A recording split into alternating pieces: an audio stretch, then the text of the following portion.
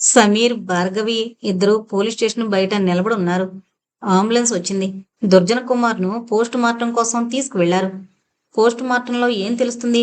కొన్ని విషయాలు సైన్స్కు, లాజిక్కు అందకపోవచ్చు. సమీర్ తీవ్రంగా ఆలోచిస్తున్నాడు. తాను ఎన్నో కేసులు డీల్ చేశాడు. అవి నేరాలకు సంబంధించినవి. ఇవి అతీత శక్తులకు సంబంధించినవి. నమ్మశక్యం కాని విషయాలు. ఎక్కడో ఉన్న వ్యక్తిని హిప్నటిజం ద్వారా తనకు తానుగా ఆత్మహత్య చేసుకునేలా చేయొచ్చు. ఎదుటి వ్యక్తి బలహీనుడైతే ట్రాన్స్‌లోకి వెళ్ళిపోయే అవకాశం ఉంది. ఒక్క క్షణం తల విదిల్చాడు. ఇప్పుడు ఆలోచించవలసింది ఈ విషయం కాదు. ఇప్పుడు ఇప్పుడు ఏం చేద్దాం? అడిగింది భార్గవి. దుర్జన్ కుమార్ ఫోన్ను ట్రాప్ చేస్తే విషయం తెలుస్తుంది. మా డిపార్ట్మెంట్ అదే పనిలో ఉంది. సిగ్నల్స్ ఆధారంగా శివప్రసాద్ వర్మ ఎక్కడున్నాడో ట్రేస్ చేయొచ్చు. కాకపోతే ఒక్కోసారి నేరస్తులు మనకన్నా స్మార్ట్‌గా ఆలోచిస్తారు. టెక్నాలజీ పెరిగే కొద్దీ నేరాలు పెరుగుతున్నాయి. నేరాలను అదుపు చేసే టెక్నాలజీ నేరాలు చేయడానికి కూడా ఉపయోగపడుతోంది చెప్పాడు సమీర్. సరిగ్గా అప్పుడే ఫోన్ వచ్చింది. మొబైల్ తీసి మాట్లాడాడు. అలాగా, ఓకే ఓకే, థ్యాంక్ యూ అన్నాడు ఫోన్ కట్ చేస్తూ. శివప్రసాద్ వర్మ ఎక్కడున్నాడో తెలిసిందా? అడిగింది భార్గవి. తెలిసింది. ఇప్పుడు మనం అక్కడికే వెళుతున్నాం చెప్పి పోలీస్ స్టేషన్ ముందున్న కారులో కూర్చున్నాడు. ఆ కారు డీసీపీ అవినాష్ అరేంజ్ చేశాడు. డ్రైవర్కు అడ్రస్ చెప్పాడు. కారు ముందుకు కదిలింది. వహీదు వెళ్ళగానే అటు ఇటు చూసి లోపలికి వెళ్ళింది. చంద్రప్రభ తనను గమనించలేదు. తల్లి అప్పుడే తన గదిలో నుంచి ఆదరాబాదరా బయటకొచ్చింది.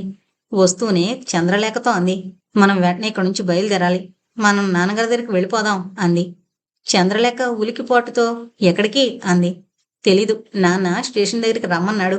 అక్కడికి ఒక కారు వస్తుంది. కారులో మనం ఒక దగ్గరికి వెళ్ళాలి అంది. చంద్రలేఖకు అంతా అయోమయంగా ఉంది. మనం వెంటనే వెళ్ళాలి, పద అంది తొందర చేస్తూ.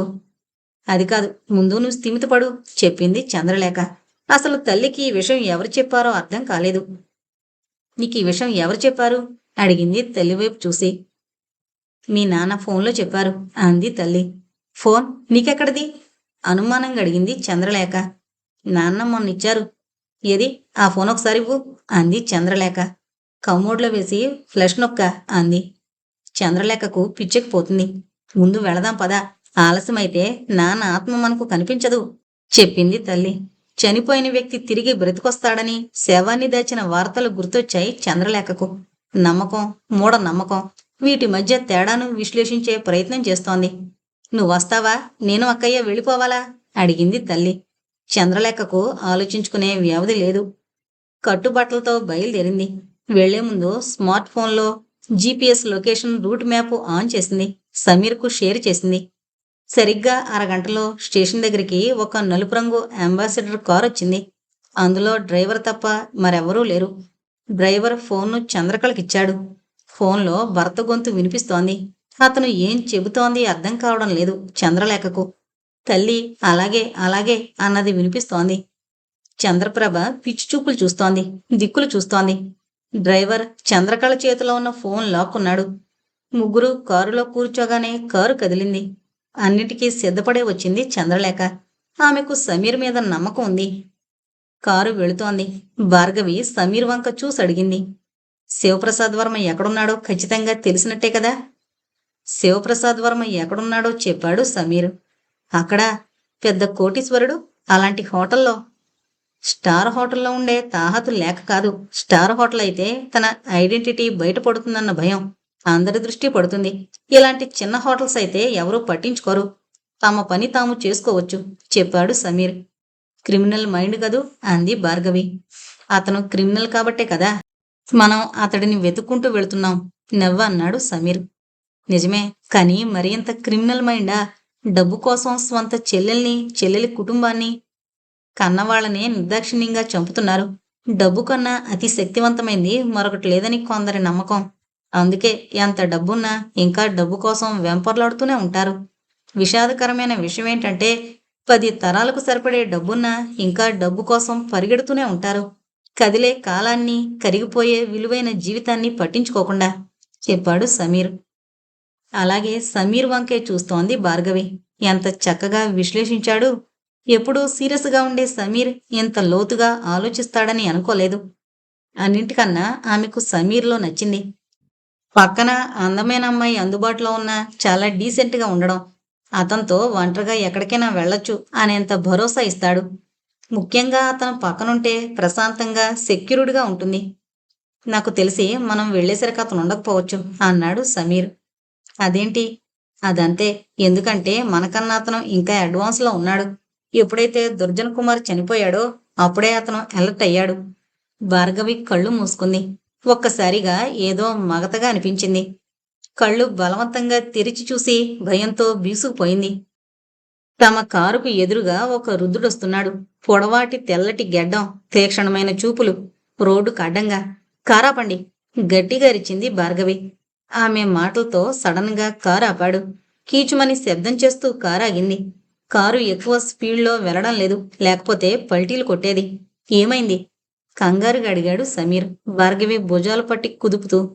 భార్గవి ఒక విధమైన షాక్లో ఉంది. ఢిల్లీలో ఎలాంటి సంఘటన ఎదురైందో అలాంటి సంఘటనే. కారుకి ఎదురుగా. సమీర్ రోడ్డు మీదకు చూశాడు. ఏమీ లేదు. నువ్వేదో చూసి ఊహించుకుని భయపడ్డావు అన్నాడు సమీర్ డ్రైవర్ వైపు చూసి కారు పోనివ్వమని చెబుతూ. తాను చూసింది నిజమే అని సమీర్ను ఎలా నమ్మించాలో అర్థం కాలేదు. అది చాలా పురాతనమైన హోటల్. డొక్కు మంచం, పెద్ద శబ్దంతో తిరిగే ఫ్యాను, ఇనప కుర్చీలు, ప్లాస్టిక్ వాటర్ బాటిల్. ఒక కుర్చీలో రాజేంద్రనాథ్ కూర్చున్నాడు. అతని పక్కనే ఇంకొక అతను ఉన్నాడు. పంచె కట్టుకునున్నాడు. పంచె మినహా పైభాగంలో ఎలాంటి ఆచ్ఛాదన లేదు. నుదురు మధ్యలో పెద్ద కుంకుమ బొట్టు. ఇనప మంచం మధ్యలో నల్లటి వస్త్రం, దాని మధ్యలో నిమ్మకాయలు, కుంకుమ. పద్మాసనంలో కూర్చున్నాడు. కళ్ళు మూసుకున్నాడు. ధ్యానంలోకి వెళ్ళాడు. అతనే శివప్రసాద్ వర్మ, చంద్రకళ అన్నయ్య. అతను కళ్ళు మూసుకోగానే చీకటి తెరలు కనిపించాయి. ఆ చీకటి తెరల నుంచి వెలుతురులు. చితి తాలూకా వెలుతురు. జంగానియా తీస్మార్ చితి ముందు కూర్చుని క్షుద్రోపాసన చేస్తున్న తీస్మార్. శివప్రసాద్ వర్మ, నువ్వు వెంటనే బయలుదేరొచ్చే. క్షుద్రోపాసనలో ఆఖరి ఘట్టం మొదలైంది. అర్ధరాత్రి 2 గంటలకు దుర్ముహూర్తం. క్షుద్రశక్తులు బలిని స్వీకరించే సమయం.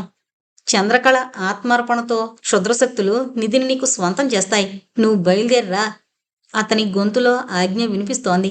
ధ్యానంలో నుంచి బయటకొచ్చి కళ్ళు తెరిచాడు శివప్రసాద్ వర్మ. అతని కళ్ళు ఎర్రగా ఉన్నాయి. తన ఎదురుగా ఉన్న రాజేంద్రనాథ్ వైపు చూశాడు. ఎలా ఉన్నారు బావా? ఆ అడగడంలో ఒళ్ళు గగురు పొడిచే హెచ్చరిక వినిపిస్తోంది. శివప్రసాద్ వర్మ, నాకు ఎన్నేళ్ళు ఈ శిక్ష? అన్నీ నువ్వు చెప్పినట్టే చేస్తున్నాను. అసలు నీకేం కావాలి? నా ఆస్తి మొత్తం తీసుకో. మీ నాన్న మీ చెల్లెలకిచ్చిన ఆస్తి తీసుకో. మమ్మల్ని వదిలే. నన్ను ఆత్మలా నటించమన్నావు.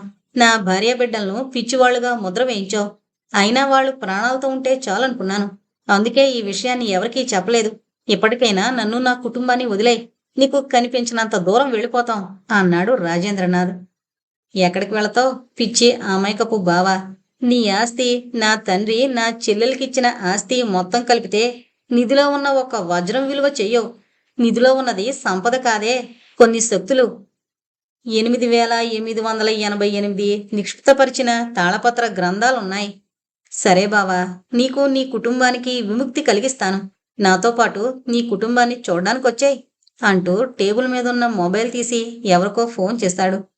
ఓకే ఓకే, 2 హెలికాప్టర్లు చెప్పి మొబైల్ ఆఫ్ చేసి, మనం ఈ హోటల్ గది ఖాళీ చేసి శాశ్వతంగా ఇక్కడి నుంచి వెళ్ళిపోతున్నాం చెప్పాడు డ్రెస్ చేసుకుంటూ. 10 నిమిషాల్లో అక్కడి నుంచి బయలుదేరారు. ఒక్క విషయం, రిసెప్షన్లో మనం రూము ఖాళీ చేస్తున్నట్టు చెప్పడం లేదు. నువ్వు నోరు జారక బావా, నీ కుటుంబం ప్రాణాలు గాల్లోకి ఎగిరిపోతాయి చెప్పాడు శివప్రసాద్ వర్మ. ఎందుకు అడిగాడు రాజేంద్రనాథ్. ఎందుకంటే మనం గది ఖాళీ చేశామంటే మన గురించి వేట మొదలవుతుంది. మనం ఇంకా ఇక్కడే ఉన్నామంటే మన కోసం ఇక్కడే కాపు కాస్తారు. ఈలోగా మనం హెలికాప్టర్లో జంగానియా వెళతాం. నీ భార్య బిడ్డలు కూడా అక్కడికే వస్తారు చెప్పి ఒక చిన్న బ్యాగును ఆ గదిలో నుంచి బయటకు విసిరేశాడు. ఆ గది వెనక భాగంలో చెత్తకుప్పుంది. మనం వెళ్ళి ఆ బ్యాగు కలెక్ట్ చేసుకుందాం అన్నాడు. ఒక రోజు ముందే సామాను షిఫ్ట్ చేశాడు. ఆ గదిలో నుంచి బయటకొచ్చారు. రూముకు తాళం వేశారు. రూమ్లో నుంచి బయటకొచ్చే ముందు రాజేంద్రనాథ్ కావాలనే తన మొబైల్ ఫోన్ ఆ గదిలో మంచం మీద వదిలేసి వచ్చాడు. మొబైల్లో శివప్రసాద్ వర్మ మాట్లాడిన మాటలు రికార్డు చేశాడు. మేం మరో 2 గంటల్లో వస్తాం. మా కోసం ఎవరైనా వస్తే చెప్పండి చెప్పి రిసెప్షన్లో కీ ఇచ్చి బయటకు నడిచాడు శివప్రసాద్ వర్మ రాజేంద్రతో కలిసి. వీళ్ళు వెళ్ళిన 20 నిమిషాల తర్వాత ఆ హోటల్ ముందు కారులో నుంచి దిగారు సమీర్, భార్గవి. రిసెప్షన్లోకొచ్చి శివప్రసాద్ ఫోటో చూపించి అడిగాడు. కాసేపటి క్రితం వెళ్లారు. రావడానికి టైం పడుతుందట, వెయిట్ చేయమన్నారు చెప్పింది రిసెప్షనిస్టు. వెనక్కి తిరిగి వెళ్లబోయిన సమీర్ ఆగాడు. రిసెప్షనిస్టు వైపు చూసి ఏం చెప్పారు అని అడిగాడు. ఎవరైనా వాళ్ళ కోసం వస్తే వెయిట్ చేయమన్నారు సార్ చెప్పింది రిసెప్షనిస్టు. సమీర్ తన ఐడెంటిటీ చూపించాక మాకు ఆ గది చూపించండి, వెరీ అర్జెంట్ చెప్పాడు సమీర్. వాళ్ళు మళ్ళీ వస్తామని చెప్పారుగా అడిగింది భార్గవి. నా అంచనా నిజమైతే వాళ్ళు గది ఖాళీ చేసి వెళ్ళాలి చెప్పాడు వాళ్ళు ఉన్న రూమ్ వైపు వెళుతూ. అదేంటి అడిగింది భార్గవి. మనల్ని తప్పుదారి పట్టించడానికి, మనం వాళ్ళ కోసం ఇక్కడే వెయిట్ చేస్తామని అతడి ఉద్దేశం అంటూ ముందుకు కదిలాడు. శివప్రసాద్ వరం ఉన్న రూమ్ను ఓపెన్ చేశాడు హోటల్ మేనేజర్. అక్కడి వాతావరణం చూడగానే భార్గవిలో మళ్లీ భయం మొదలైంది. మంచం మధ్యలో క్షుద్రపూజ జరిగిన ఆనవాళ్లు. అంటే తనకు ఇందాక రోడ్డు మీద కనిపించిన దృశ్యానికి ఈ క్షుద్రపూజకు సంబంధం ఉందా? సార్, వాళ్ళు చెప్పా పెట్టకుండా రూమ్ ఖాళీ చేశారు సార్ అన్నాడు మేనేజర్. వాళ్ళు రూమ్ ఖాళీ చేశారని కన్ఫర్మ్ చేసుకుని. మీ దగ్గర అడ్వాన్స్ ఉందిగా అడిగాడు సమీర్. ఉంటుంది సార్, 2 రోజుల రెంట్ అడ్వాన్స్ ఉంటుంది. పైగా ఇక్కడ పని వాళ్లకు టిప్స్ కూడా బాగా ఇచ్చేవాడు చెప్పాడు మేనేజర్. సమీర్కు సిచ్యుయేషన్ అర్థమైంది. ఇప్పుడేం చెయ్యాలి? బయటకు నడుస్తూ ఆలోచిస్తూ వెళ్లి కారులో కూర్చుని చంద్రలేఖకు ఫోన్ తెద్దామని మొబైల్ తీశాడు. స్విచ్ ఆఫ్లో ఉంది. ఛార్జింగ్ అయిపోయిన విషయం ఈ హడావిడిలో గుర్తించలేదు. వెంటనే ఛార్జర్ బ్యాంకు తీసి కనెక్ట్ చేసి ఫోన్ ఆన్ చేశాడు. ఫోన్ ఆన్ చేయగానే వాట్సాప్లో చంద్రలేఖ పంపిన మెసేజ్ జీపీఎస్ కనిపించింది. వెంటనే జీపీఎస్ చూస్తుండగా సడన్గా కట్ అయింది. జీపీఎస్ చూపించడం లేదు. ఫోను పోయి ఉండాలి, లేదా వాళ్ళు లాక్కుని ఉండాలి, లేదా ఆఫ్ చేయబడింది. షిట్, ఇప్పుడెలా అనుకుంటూ ఉండగానే చటుకున ఒక విషయం గుర్తొచ్చింది. వెంటనే కారులో నుంచి దూకినంత పనిచేసి హోటల్లోకి పరుగు పెట్టాడు. భార్గవి విషయం అర్థం కాక తాను కూడా సమీర్ వెంట పరిగెత్తింది. అప్పుడే మేనేజర్ రూమును క్లీన్ చేయించబోతున్నాడు. స్టాప్ ఇట్ అని అరచి మంచం దగ్గరికి వెళ్ళాడు. బ్లాక్ కలర్ దుప్పటి మీద కుంకుమ, నిమ్మకాయలు ఉన్నాయి. దాంతోపాటు అదే బ్లాక్ కలర్ క్లాత్లో కలిసిపోయింది మొబైల్ ఫోన్. రాజేంద్రనాథ్ కావాలని అక్కడ జారి విడిచిన ఫోన్. వెంటనే దాన్ని తీసుకున్నాడు. భార్గవికి అంతా అయోమయంగా ఉంది. సమీర్ కారిక్క అడిగింది ఏమైంది అంటూ. రాజేంద్రనాథ్ చాలా స్మార్ట్గా బిహేవ్ చేశాడు. శివప్రసాద్ వర్మ ఎక్కడికి వెళుతున్నాడో చెప్పాడు. మనల్ని తప్పుదోవ పట్టించాలని శివప్రసాద్ వర్మ ప్రయత్నిస్తే మనకు కరెక్ట్ దారి చూపించాడు రాజేంద్రనాథ్. చంద్రలేఖ ఫ్యామిలీని జంగానియా తరలిస్తున్నారు. శివప్రసాద్ వర్మ కూడా అక్కడికే వెళుతున్నాడు. అసలు కథ అక్కడే మొదలవుతుంది. ఈ కథకు ముగింపు కూడా అక్కడే. మనకు టైం లేదు అంటూనే ఉన్నతాధికారులతో మాట్లాడాడు. అత్యవసరంగా హెలికాప్టర్ కావాలని చెప్పాడు. ఇక్కడి నుంచి జంగానియాకు ఎంత త్వరగా చేరుకుంటే అంత మంచిది. ఎందుకంటే క్షుద్ర పూజలు అర్ధరాత్రి జరుగుతాయి. అందులోనూ ఆదివారం అమావాస్య. మూఢనమ్మకాలకు కలిసొచ్చిన రోజు. భార్గవి మనసులో ఏదో భయం, కానీ సమీర్ ఉన్నాడని నిశ్చింత. మనసైన వ్యక్తి, మనసుకు నచ్చిన వ్యక్తి మన పక్కనే ఉంటే ఇంత నిశ్చింతగా ఉంటుందా అనిపించింది. చంద్రలేఖ ఆలోచిస్తోంది. ఆమెకు అర్థమవుతోంది తమ కుటుంబం ట్రాప్లో పడింది. ఇప్పుడు చేయవలసింది జరగబోయేదాన్ని ఎదుర్కోవడమే. ఫోన్ను దారిలోనే తీసేసుకున్నారు. సమీర్కు తమ ఆచూకీ చెప్పే అవకాశం లేదు. అయినా ఆమె మనసులో ఏదో మూల సమీర్, భార్గవి తమని కాపాడతారనే నమ్ముతోంది. వహీదిచ్చిన తాయెత్తును తల్లి మెడలో కట్టింది. తల్లి ప్రమాదంలో ఉందని అర్థమవుతోంది. తనకు ఎలాంటి ఆపదొచ్చినా తాను ఎదుర్కొంటుంది. అమ్మ బావుండాలి, నాన్నను కలుసుకోవాలి. ఒక్కో చిక్కుముడి అర్థమవుతోంది. డబ్బు కోసమే తన మావయ్య ఆడిన నాటకం. కానీ ఇంత నీచానికి పాల్పడతాడని అనుకోలేదు. డబ్బు మనిషిని ఎంతకైనా దిగజారుస్తుందని ఆమె చదివిన క్రిమినాలజీ చెబుతోంది. కారులో నుంచి హెలికాప్టర్లోకి ఎక్కించారు. ఒక విలయానికి కాలం సాక్షి కాబోతుంది. జంగానియా.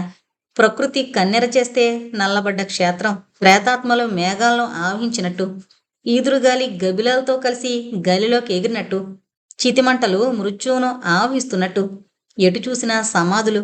అమావాస్య, అర్ధరాత్రి. పిశాచాలు బలం పెంచుకునే నిశిరాత్రి. తరతరాలుగా క్షుద్రోపాసనలతో ప్రేతాత్మలను ఆవాహన చేసుకునే జంగానియా ప్రాంతం భీతి కొలిపేలా ఉంది. సమాధుల మధ్య పెద్ద చితిమంట. ఆ చితిమంట ముందు 99 తీస్మార్. చూపుల్లో క్రూరత్వం, గొంతులో తగ్గని గాంభీర్యం. నలుపు రంగు వస్త్రాన్ని ధరించి కాటుకొని పెట్టుకుని కాళరాత్రి కన్నా భయానకంగా కనిపిస్తున్నాడు. ఒక హెలికాప్టర్లో రాజేంద్రనాథ్, శివప్రసాద్ వర్మ దిగారు. మరో హెలికాప్టర్లో చంద్రకళ కుటుంబం దిగింది. చంద్రకళను మినహాయించి చంద్రప్రభను, చంద్రలేఖను చెట్టుకు కట్టేశారు. చంద్రకళ ట్రాన్స్లో ఉన్నట్టుంది. తీస్మార్ ముందు నిలబడింది చంద్రకళ. తీస్మార్ గొంతు నుంచి క్షుద్రమంత్రాలు ఆ శ్మశాన ప్రాంతంలో ప్రతిధ్వనిస్తున్నాయి. తీస్మార్ లేచాడు. అతని చేతిలో మంత్రదండం లాంటిదుంది. దాని పిడిభాగం పుర్రె గుర్తుంది. దానిని చంద్రకళ తల మీద పెట్టి, నీ భర్త దగ్గరికి నిన్ను పంపిస్తాను. నువ్వు అభ్యంగన స్నానం చేసి ఈ చితి ముందు నిలబడి, నేను ప్రాణత్యాగం చేస్తున్నాను అని 13 సార్లు ఉచ్చరించాలి.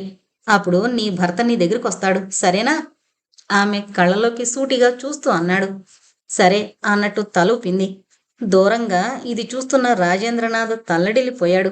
వద్దు, నేను బ్రతికే ఉన్నాను అని చెప్పాలనుకున్నాడు. కానీ అప్పటికే ఆలస్యమైంది. అతని నోటికి ప్లాస్టర్ వేశారు. భార్య తనకు తానుగా చితి మంటల్లో పడి చనిపోతే నిధికి కాపలా ఉన్న శక్తులు ప్రసన్నమయ్యి ఆ నిధి కాపలా నుంచి విముక్తం అవుతాయి. అప్పుడు ఆ నిధిని సులువుగా స్వాధీనం చేసుకోవచ్చునని శివప్రసాద్ వర్మ కుటిల ఆలోచన. ఈ ఆపద నుంచి గట్టెక్కించే దేవుడే లేడా? అతని మనసు దేవుణ్ణి వేడుకుంటోంది. సరిగ్గా అప్పుడే జంగానియా ప్రాంతానికి కోతవేటు దూరంలో ప్రత్యేక హెలికాప్టర్లో దిగారు సమీర్, భార్గవి. కేవలం మొండిధైర్యమే వాళ్ళ దగ్గరున్న బలం, బలగం, ఆయుధం. ఇప్పుడు మనం ఆ తీస్మార్ని ఎలా ఎదుర్కొంటాం? పోలీసు బలగాన్ని పిలిపిస్తే బాగుండేది అంది భార్గవి. అప్పుడు ఈ విషయం అందరికీ తెలుస్తుంది. మూఢనమ్మకాల్ని మరింతగా ప్రజల్లోకి తీసుకువెళ్ళినట్టు అవుతుంది. అంతేకాకుండా జంగానియా తెగవాళ్లు ఎదురు తిరిగితే ఇది శాంతి భద్రతల మధ్య సమస్య అవుతుంది చెప్పాడు సమీర్. చెట్లను దాటుకుంటూ వెళుతోన్న వేళకు ఒక దృశ్యం కనిపించింది. ఒక సాధువు తపస్సు చేసుకుంటున్నాడు. ఒక పొడవాటి పాము సాధువుకు దగ్గరగా వచ్చి కాటు వేయడానికి పడగెత్తింది. క్షణం ఆలస్యమైన ఆ పాము సాధువును కాటు వేస్తుంది. సమీర్ ఏమాత్రం ఆలస్యం చేయలేదు. వెంటనే తెగించాడు. ఆ పాము మెడభాగాన్ని గట్టిగా పట్టుకున్నాడు. పాము తప్పించుకోవడానికి పడగను సమీర్ మీద విసరడానికి ప్రయత్నం చేసింది. సమీర్ ఆ అవకాశం పాముకివ్వలేదు. తనకి తెలుసు, తాను ఏమాత్రం ఆలస్యం చేసినా పాము తనను కాటేస్తుంది. అతని పిడికిలి మరింత బిగుసుకుంది. బలంగా గిరగిరా తిప్పి గాల్లోకి విసిరాడు. ఆ పాము గాల్లోనే అదృశ్యమైంది. సమీర్ సాధువును తప్పించాలన్న తృప్తితో ముందుకు వెళ్లబోతుంటే ఆ సాధువు కళ్ళు తెరిచి, నాయనా, ఒక్క నిమిషం అంటూ పిలిచాడు. సమీర్ షాక్ అయ్యాడు. వెనక్కి తిరిగాడు. ఒక మనిషి అపాయంలో ఉన్నాడని తెలిసి అడగకపోయినా పాముతో పోరాడావు. నిన్ను ఆ హనుమంతుడు, ఆ వాయుపుత్రుడు కాపాడతాడు అంటూ తన చేతిలో ఉన్న హనుమంతుడి తాయెత్తును సమీర్ చేతికిచ్చాడు. తాయెత్తు వద్దని వారించబోయాడు సమీర్. కానీ భార్గవి తీసుకోమన్నట్టు చూసింది. సమీర్ ఆ తాయెత్తును తీసుకుని షర్టు జేబులో పెట్టుకున్నాడు. భార్గవి ఆ సాధువుకు నమస్కరించింది. సాధువు ఆశీర్వదిస్తున్నట్టు చేతినెత్తి విజయోస్తు అని దీవించి వెనక్కి తిరిగి వెళ్ళాడు. ఆ సాధువు నిధిని కాపాడే ఒక మహాశక్తి అని వాళ్లకు తెలిసే అవకాశం లేదు. సమీర్, భార్గవి కొద్ది నిమిషాల్లోనే బలిచ్చే ప్రాంతానికి చేరుకున్నారు. అక్కడికి రాగానే ఒళ్ళు గగురు పొడిచే దృశ్యం కనిపించింది భార్గవికి. చితిమంటకు అభిముఖంగా చంద్రకళ తడిబట్టలతో నిలబడింది.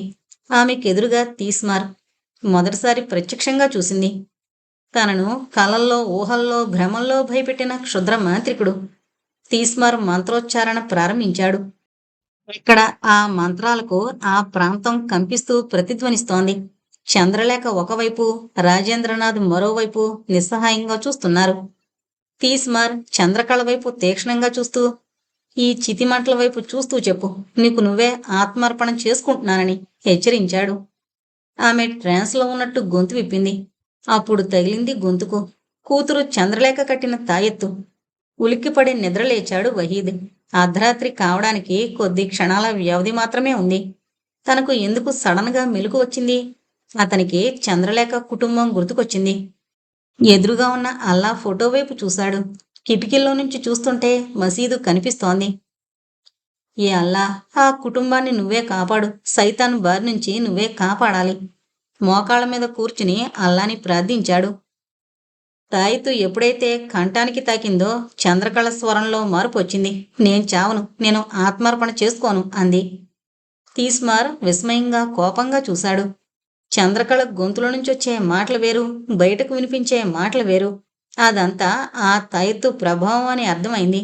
కోపంగా చంద్రకళ దగ్గరకొచ్చాడు. ఆమె గొంతు పట్టుకోబోయాడు. సమీర్ పులిలా లంఘించాడు. తీస్మార్ గొంతు పట్టుకున్నాడు.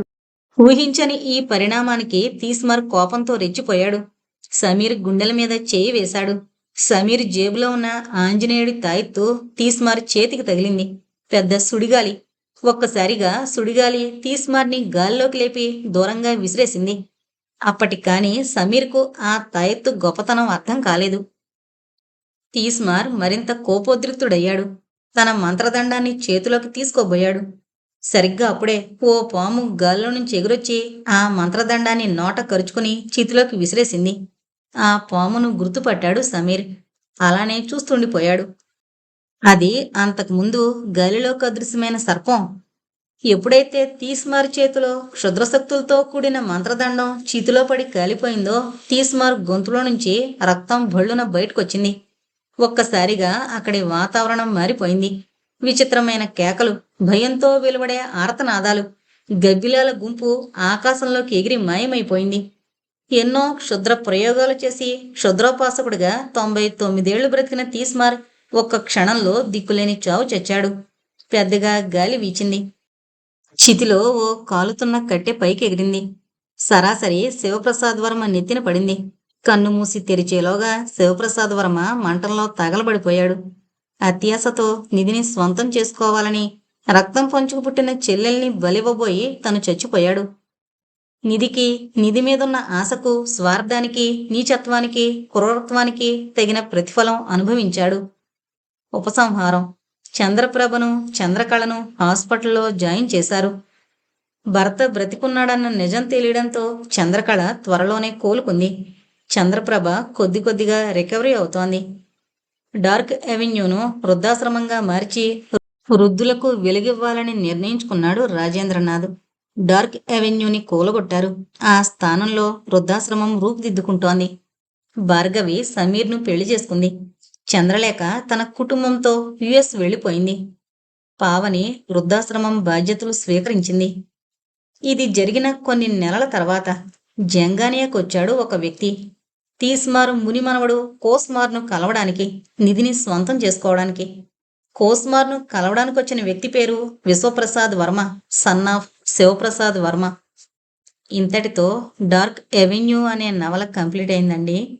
దయచేసి మన ఛానల్ను సబ్స్క్రైబ్ చేసుకోగలరు. Thank you.